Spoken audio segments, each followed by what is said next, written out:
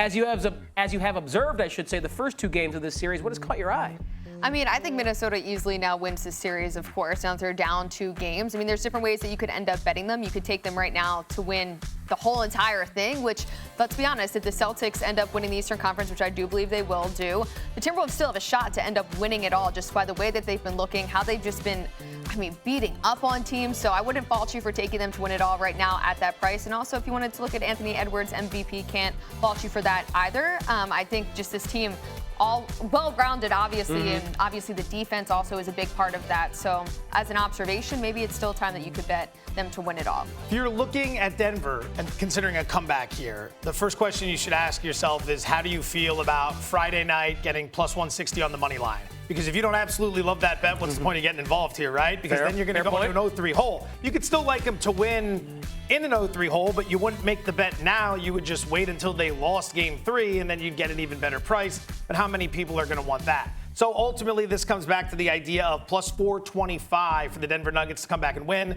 That implies a 19% chance. Do you see it as greater than, equal to, or less than 19%? Feels about right. Feels about right. They've got injuries they're dealing with, and 4 of the next 6 games in this series are going to be in Minnesota. So it's a long shot. I wouldn't rule them out, but you're not giving me a price that's worth my money. Yeah, and especially with the Jamal Murray stuff going on too. Like, that just really put an axe in it. Yeah, that certainly, I guess, limits the probability or likeliness you would be willing to bet on them to come back if indeed something happens to them. But I'll say this, we all kind of like Minnesota, maybe not directly to win this series, but I know you had, Joe, Nuggets to win game 1, but the T-Wolves to win the series at 5-1. Now, the Nuggets didn't win game 1, but you were in line there, and I know we were both plus a game and a half with the T-Wolves, which is looking great right now. So they're kind of living up to the expectation that we had in this series. I'm curious, though, and Erin, you touched on it, so Joe, I'll let you start this conversation. When you look around the rest of the league and they're priced, a threat to win it all, bet now, wait, what do you do? Not bet now. I mean, right now, what did everyone talk about today? Everyone today T-Wolves talking about Minnesota, how great Minnesota is, how great Anthony Edwards is. This isn't the time you get involved in this. I mean, think about what could happen tonight. Oklahoma City or Dallas could go out there and smash the other one. That will be your talking point tomorrow, and then that could have an impact in this market in some way, shape, or form. I mean, it's not like Minnesota came out of nowhere. They showed you all season long they were competent. They were sitting there 25-1 the entire second half of the season. If you didn't want to play it then, understood. They went into this matchup with the Nuggets. If you were liking them, they had to get through Denver. They were 9-1 then. If you didn't want to play that, that's fine. Jumping in now, you're getting the absolute bottom of it. Now, the price could continue to crash because if they finish off Denver and some other things happen, it'll continue to go down. But this is not the day. Maybe tomorrow you can get a better price, assuming Oklahoma City looks great tonight. Is that how you're thinking? Yeah, I mean, it's all up to personal preference. I mean, we see right now 3-1. It could come down, it could not. That's the whole point of betting. You don't really know which way it's going to go depending on some of these outcomes. Obviously, you wish you had a better ticket. No one can fault you on that, but I mean, it's May 7th.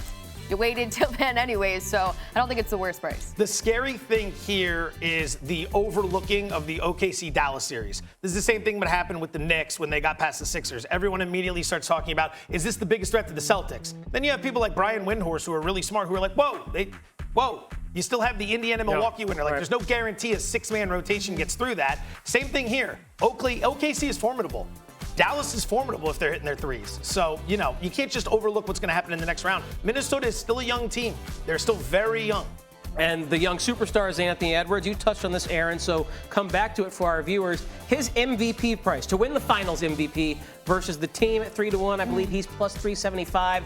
How do you feel about that? I mean, if you think they're going to win it all, obviously it's going to be on the back of Anthony Edwards. So that's just, again, up to your preference if you think they win it, playing it in a different way, and obviously getting that at plus 375. But, I mean, this guy's been balling out. His numbers speak for themselves. He's been one of the biggest talking points for the last week. People comparing him to Michael Jordan in ways, obviously not in terms of the rings, but just in terms of the amount of points per game. So, I mean, it's been great and fun to watch him. And, again, if the Timberwolves are going to make any strides, it's obviously on the back of him as well as the team just as a whole being great. But if it was to go to anybody, I assume it would be him. So here's where this market's interesting. Today, you see Minnesota, after the win in the morning, they're 3-1 to win the championship. That in the afternoon dipped to plus 275, right? So they adjust that. But they adjust the Anthony Edwards Finals MVP price the other direction. This morning, he was sitting plus 330. He went up to plus 375. So that's normally, you wouldn't see that. You would see it correlated together, both of them coming down. So keep that in mind. Playing Edwards would be the better way than playing the Timberwolves, ultimately, because who's going to get it? Karl Anthony Towns and all those ridiculous fouls. Rudy Gobert, who, scores 10 points a night. Great defense, but that's not what voters are looking at. What you should be focusing on is exactly what we're doing right now. The entire start of this show is about Minnesota. All we're talking about is Minnesota. That highlights the bias that's in the market because we as a show are biased as well. We're only talking about Minnesota. Look at Boston today. Boston's path to a championship got a lot easier if Nikola Jokic and the Nuggets are going to be out of the equation because that was the perceived biggest threat. If they're out, that's the team you want to look at. Derek White is 30-1 to win Finals MVP. I'm not saying he does, but 30-1 for a dude that bombs threes and had 2 monster games against Miami and plays very good defense. Tatum and Brown are known to be streaky. White could get into a series in the finals, and if they make the finals, he won't be sitting there at 30-1. Well, that illustrates the difficulty of this market specifically with Boston. Even though Tatum is the biggest star, they have kind of 3, maybe 4 guys if Kristaps Porzingis is back that could carry you for 7 games, even though, again, Tatum is the most likely.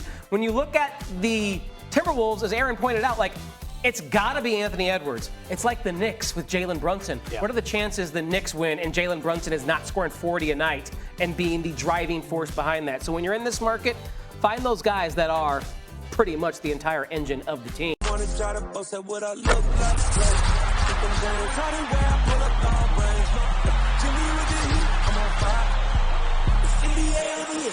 fire.